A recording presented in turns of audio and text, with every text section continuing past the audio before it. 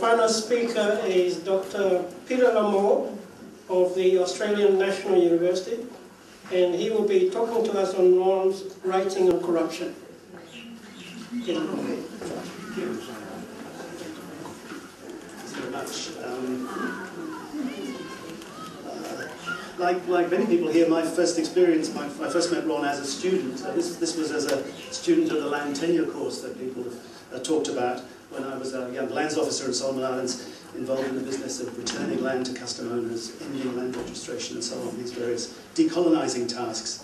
At that time, the extension studies that people have talked about didn't have the sort of high-tech equipment has now, and we used radio, and some of you will perhaps remember seminars in which you had to end your special contribution by saying very firmly, over, at the end, in order to let somebody else speak. It's a habit we might carry forward.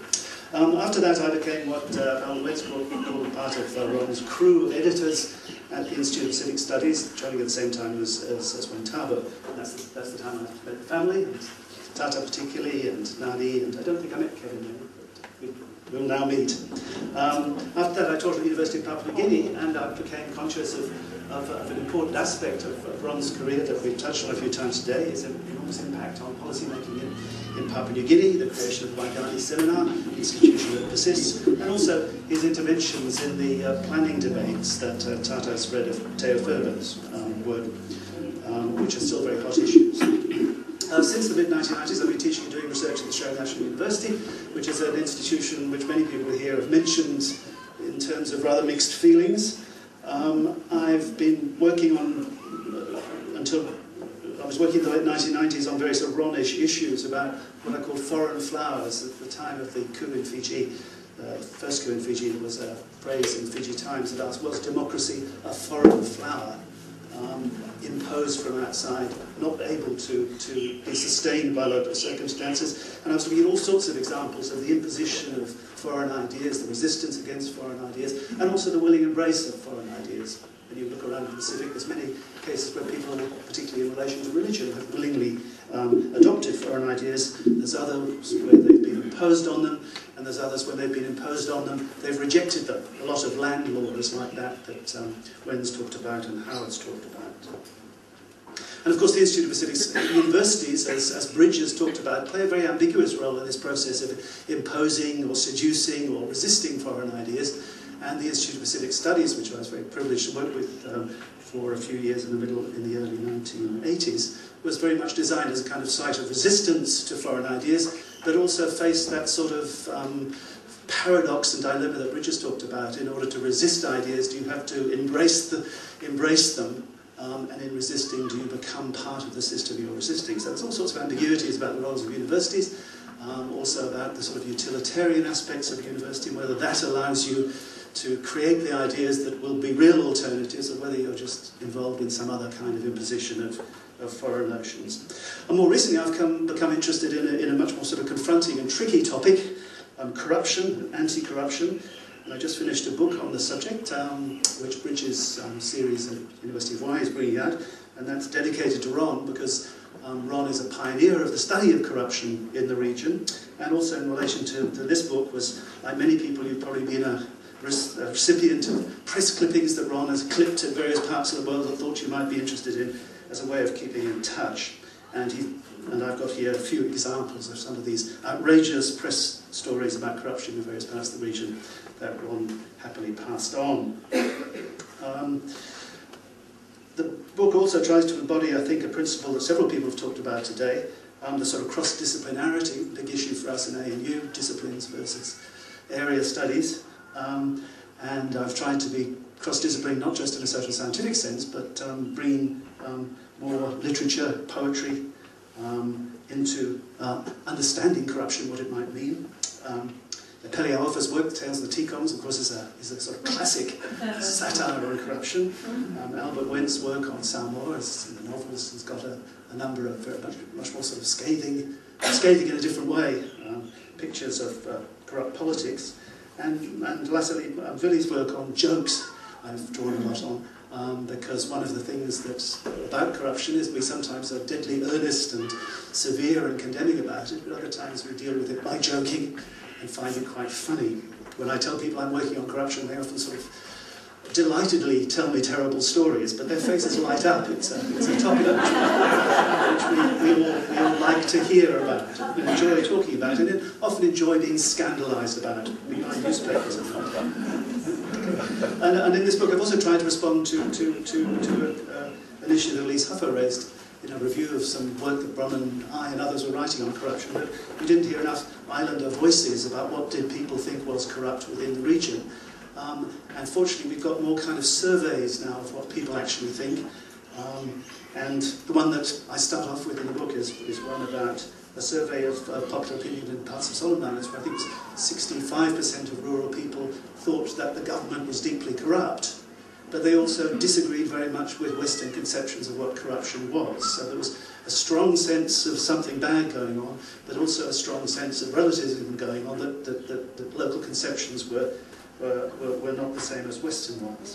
That's where I start with. Now, so that's by way of introductions, and so now let's look what I've said, that Ron was a pioneer, as in many things, local government land tenure, on encouraging writing and writing himself about corruption in the region. This is a kind of confronting topic, but I think I also want to encourage you with the idea that it also can be a funny topic, and many of the stories that come out of it are extremely funny. If you want some very funny stories of the Vanuatu, the first Anti-Corruption Commissioner of Vanuatu, has a series of almost comic stories of misbehaviour of politicians that almost are more like something that should be in a novel than something that should be in a sort of consultancy report. So anyway, I've called the title Ron's Writing on Corruption, but then I realised reading Ron's writing on corruption that corruption and ethics, the good and the bad, are in a sense two sides of the same coin, and one can't really talk about what's corrupt unless we talk about what's good. And Ron had written a great deal on ethics as well, and Ron's ethics, I think, is something that Doug's talked a bit about earlier this morning as well, and we should also recognise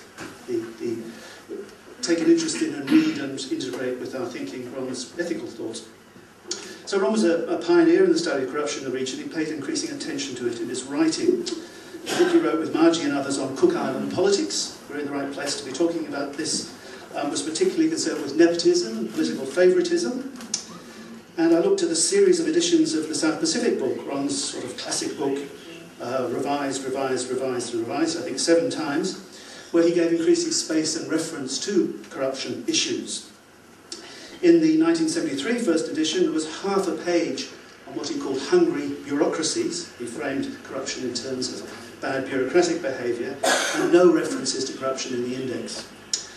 By the 5th edition, the number of pages devoted to it had grown from half a page to 2.5 pages, and the number of references in the back went up to 3. And then there was, with the big revision, it suddenly rose. By the 6th edition, there were 28 pages devoted to corruption, and 48 references in the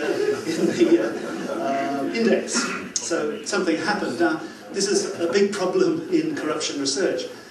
Corruption is typically secretive. You know, we all know it's going on, but we often don't actually see it going on. We hear it's going on. We believe very strongly it's going on. It's very prone to over-interpretation. Some people see it everywhere, or under-interpretation. We don't. We trust government perhaps more than we should.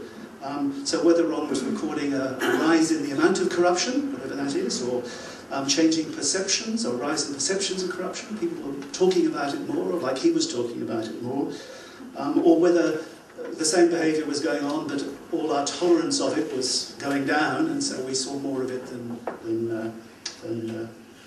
perhaps there was, and so on. So in this story of the growth of his references to it, is also some big questions about, you know, how do we know how much corruption there is? Okay, so initially he was talking about corruption in relation to government and bureaucracy. In his Asia and the Pacific book, he framed corruption in rather different terms, linking it to crime, particularly organised crime. And he says, in the early years of independence, criminals were mainly unscrupulous speculators from the USA and Australia. Think in Cook Islands politics and the people who were bankrolling the election then.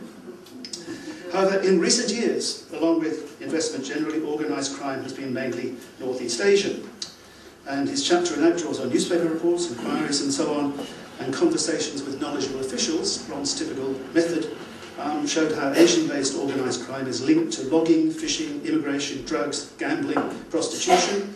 Some of this is legal, some of it is semi-legal, and it's always poorly regulated. And corruption comes in as unscrupulous gangs pay off politicians to ignore what they're doing, for example, in the timber industry, and people are paid, or if they won't accept the money, they're intimidated into not enforcing the rather weak laws that there are available. Okay, some sort of general points then. One issue in the study of corruption is corruption caused by bad people or bad systems? It's a very old question. It was a big question in China, and people fought wars on that. It's a very practical question as well, because if we think corruption is caused by bad people, then this leads to us thinking about training, selection procedures, who we promote and so on. If we think it's caused by bad systems, it leads us to things like public sector reform, reducing risks and so on. Now, Ronitz, to me, had a very clear and strong belief in the capacity and influence of what he called quality people. I remember numbers of conversations with Ron where he would talk about the quality of people almost like cloth.